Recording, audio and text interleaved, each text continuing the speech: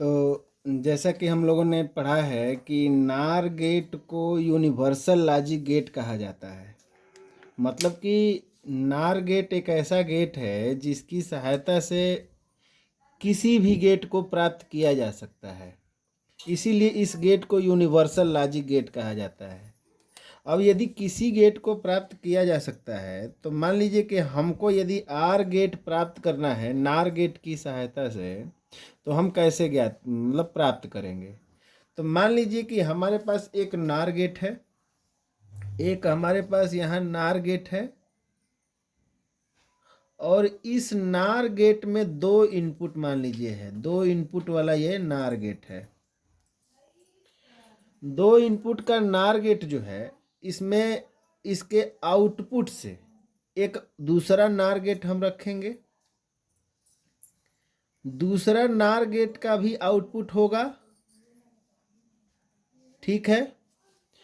अब इस नार गेट में एक इनपुट को ए कहेंगे, दूसरे इनपुट को बी कहेंगे, और इसके आउटपुट को अगले नार गेट के इनपुट, दोनों इनपुट को शॉर्ट कराकर इसके इनपुट से कनेक्ट कर देंगे।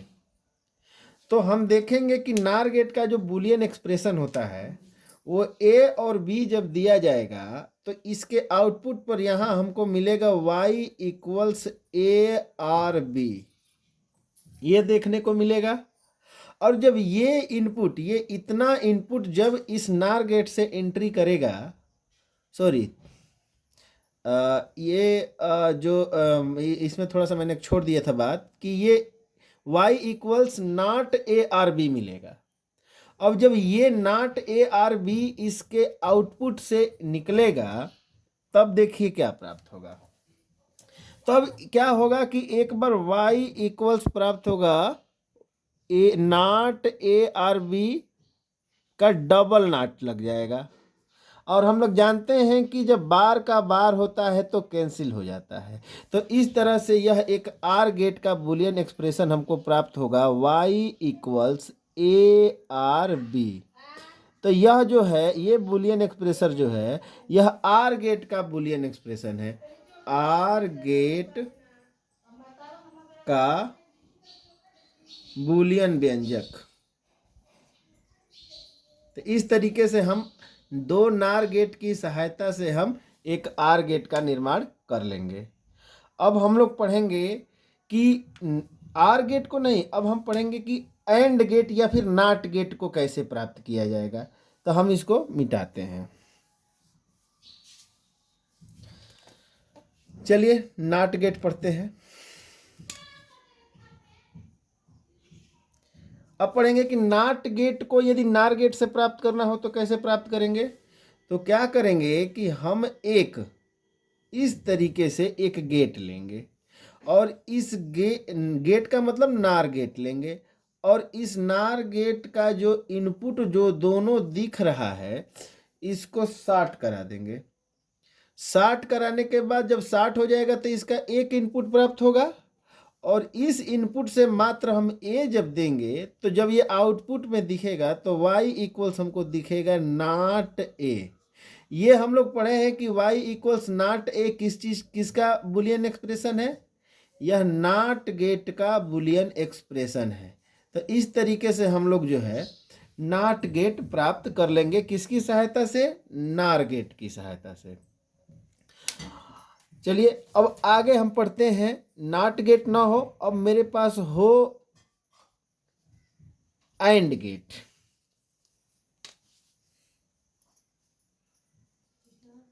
एंड गेट, अब इस एंड गेट को प्राप्त करने के लिए चूंकि हम जानते हैं कि एंड गेट का जो बुलियन एक्सप्रेशन होता है वो होता है y equals A and B, यही हम पढ़ते हैं।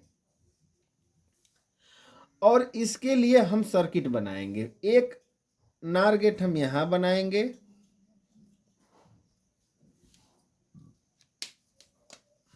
एक नार गेट हम एक यहां पर बना दे रहे हैं, और एक नार गेट हम यहां बना दे रहे हैं।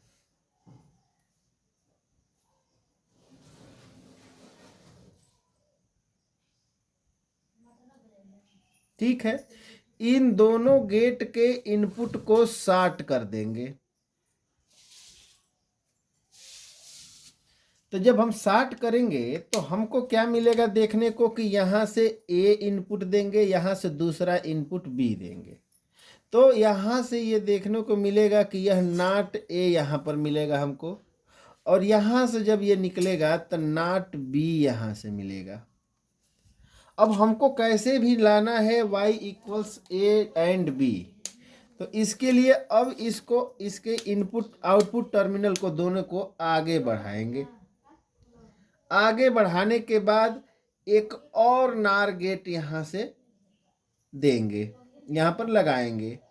मान लीजिए कि हमारे पास एक और नार गेट यहाँ पर है।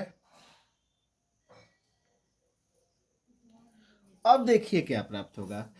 इस गेट से ए जब एंट्री किया तो इसके आउटपुट में नॉट ए मिला, और यहाँ इस गेट से बी जब एंट्री किया तो नॉट बी यहाँ देखने को मिला। और जब ये यहाँ से जब ये इस नार गेट के आगे निकलेगा तो अब हमको यहाँ देखने को मिलेगा y इक्वल्स ए बार प्लस बी बार का ऊपर नॉट लग जाता है। चूँकि हमने आप लोगों को अभी एक थियरम नहीं पढ़ाया है, लेकिन आप इसको जान लीजिए कि जब दो अलग अलग मान आर इक्वेशन के साथ नॉट के रूप में लगे हों तो उनको अलग अलग एंड ऑपरेशन के साथ बार के रूप में लिखा जा सकता है। तो कहने का मतलब है ये डिमार्गन्स थियरम जब मैं आपको अगली क्लास लूँगा तो इसमें ये थियरम को बताऊंगा तो आपको समझ में आ जाएगा। बस इतना समझिए कि जब ए आर बी होता है, माने दो इनपुट नॉट साइन के साथ लगे हों तो उनको अलग अलग एंड साइन लगाकर लगाया जा सकता है। मान लीजिए कि हमारे पास पहला इनपुट जो था ए बार था, यहाँ पर हमको ये ए बार देखने को मिला, और यहाँ पर हमको देखने को मिला बी बार, और यहाँ पर ये आर ऑपरेशन है। आर गेट का ये बूलियन समीकरण प्लस दो आर ही गेट में तो होता है। अब जब ये ए और बी निकल कर आगे गया तो ये बार के रूप में लग गया। अब जब इसको हम सॉल्व करेंगे तो ये एक इस इनपुट का अलग बार, इस इनपुट का अलग बार लग जाएगा। अब बार का बार जब होता है तो क्या होता है कि बार हट जाता है। तो हमको देखने को मिलेगा y equals A and B. इस तरीके से हम नार गेट की सहायता से हम एंड गेट का बूलियन एक्सप्रेशन प्राप्त कर लेंगे। अब हम लोग अगली क्लास में पढ़ेंगे कि हम नैंड गेट को नार गेट से कैसे प्राप्त करेंगे। चलिए तब तक के लिए धन्यवाद। अगली क्लास का इंतजार करिए।